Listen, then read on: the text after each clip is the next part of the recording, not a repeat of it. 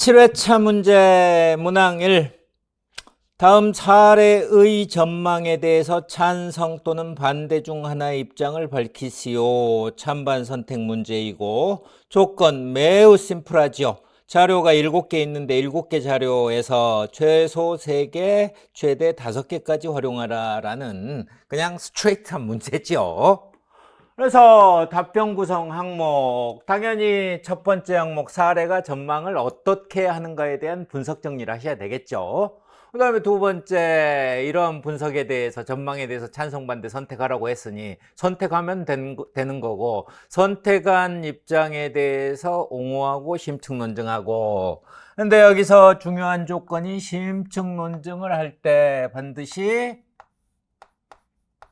자료를 활용하라 라는 게 조건이고, 그 다음에 선택하지 않은 입장에 대한 비판도 들어가야 되겠죠. 그 다음에 비판에 대한 심층 논증할 때 마찬가지로 자료를 활용해 주면 되는 것이고, 선택의 타당성을 입증할 때 선택한 거에 대한 옹호가 선택하지 않은 거에 대한 비판보다 더 중요하죠. 따라서 옹호 2개를 해주면 되는 거고, 분량 배분을 하면은 3번 항목 심층 논증이니까 250자, 2번 항목 250 곱하기 2를 하면은 500자가 되는 거고, 1번 항목은 사례 분석이니까 150자, 그러면은 딱 900자가 충족되는 거죠. 그 다음에 문단 구성은 4개 항목으로 문단을 구성하면 되겠죠. 1문단, 2문단, 3문단, 4문단, 4개 문단으로 구성을 하면 되겠죠. 자, 그랬을 때 머지않은 미래가 될 것 같은데, 사례 전망은 두 번째 줄 인지 로봇이 등장한대요. 이놈은 완전 똘똘이에요. 우리랑 별로 구분이, 어떤 지적인 측면에서는, 생물학적 측면에서 차이는 있겠지만은 지적인 측면에서 인간과 별반 차이가 없대요. 그래서 전망은 두 번째 키워드 인지 로봇이 등장하는 상황이고, 그러면은 사례 상황은 인지 로봇의 등장이다.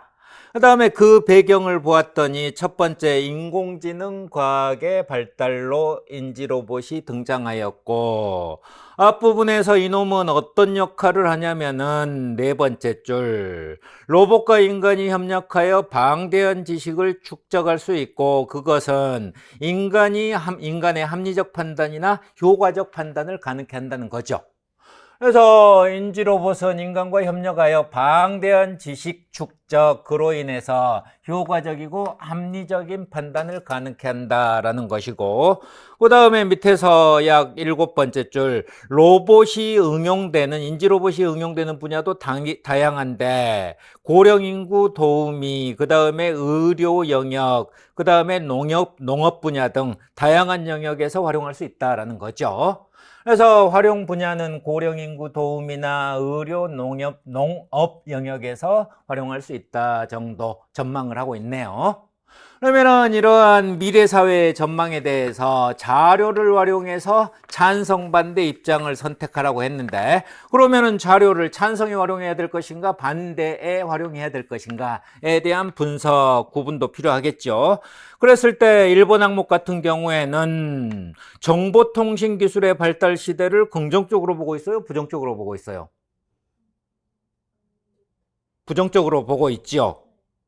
그래서 이 자체적으로는 일단 부정적으로 보고 있는 상황에서 인지 로봇이 등장하면은 이러한 부정적인 문제를 해결할 수가 있겠지요. 그러면은 이거는 1번 문제는 찬성에 활용할 수가 있겠죠. 1번 자료는. 그래서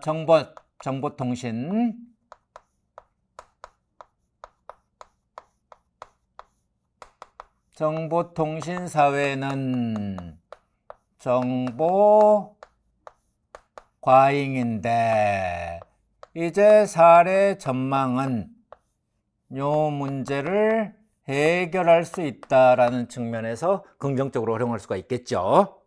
그 다음에 2번 자료 2. 새로운 시대에 대해서 긍정적으로 보고 있어요, 부정적으로 보고 있어요? 긍정적으로 보고 있죠. 두 번째, 신산업의 등장. 그 다음에 그것은 다양한 직업을 창출할 수 있다라는 거죠. 그래서 두 번째도 시대 변화에 따른 신산업은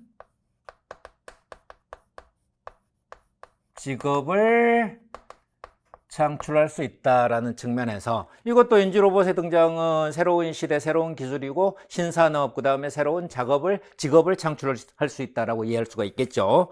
그 다음에 자료 3번. 인공지능의 긍정적인 측면입니까? 부정적인 측면입니까? 긍정적인 측면이죠.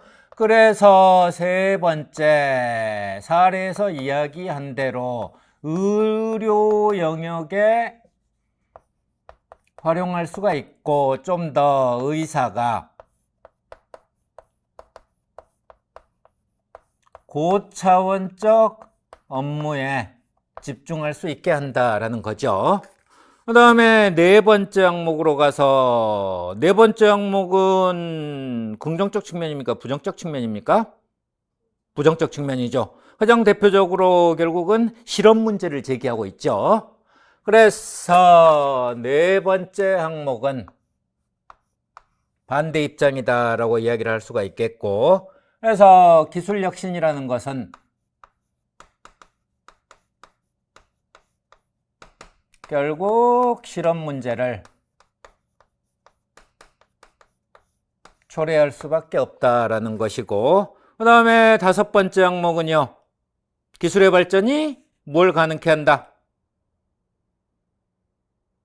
여가를 제공할 것이다 라는 거죠. 그러면 여가는 일단은 뭐 일 좋아하는 사람들이 싫어할 수도 있는데 그 자체적으로는 긍정적일 수가 있겠죠. 그래서 다섯 번째 항목은 기술 발전이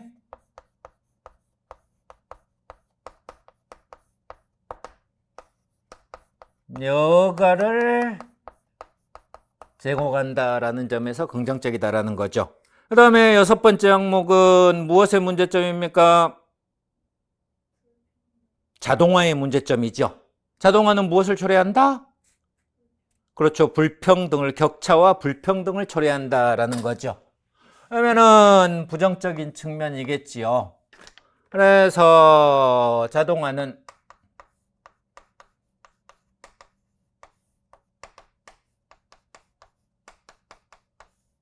구성원 간의 격차 그리고 불평등을 초래하는 문제가 있다는 거죠. 그 다음에 일곱 번째는 어떻습니까? 과학기술이 경제성장에 경제규모 확대에 기여한다는 거죠. 그래서 여섯 번째는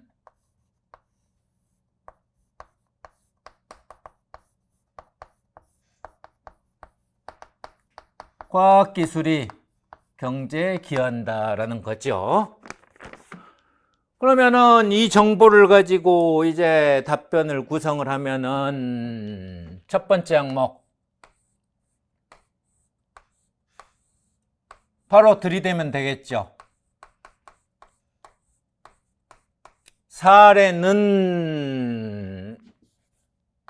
사례의 전망은 하고 시작하면 되겠지요. 사례의 전망은 인지로봇의 등장이다라고 가면 되겠죠. 그 다음에 이제 두 번째 문장부터는 순차적으로 쓰면 되겠죠. AI 과학의 발전은 인간과 동일한 사고를 할 수 있는 인지로봇을 등장케 하였고, 이는 인간과 협력하여 방대한 지식을 축적하여 효과적이고 합리적 판단을 가능케 한다. 뿐만 아니라 고령 인구 도우미와 의료, 농업 분야에서도 활용할 수 있게 된다는 것이다 정도 쓰면 되겠죠. 그 다음에 이제 두 번째, 이러한 미래 전망에 대해서 찬성해야 될까요? 반대해야 될까요? 뭐 반대해도 상관없는데 나는 이제 그냥 러다이트 운동하고 똑같은 것 같아요. 우리가 반대 한들. 그 다음에 찬성에 활용할 정보도 많지 않습니까? 그래서 찬성으로 간다면은 찬성으로 가겠습니다. 그러면은 바로 들이대면 되겠죠. 사례라기보다 그냥 상기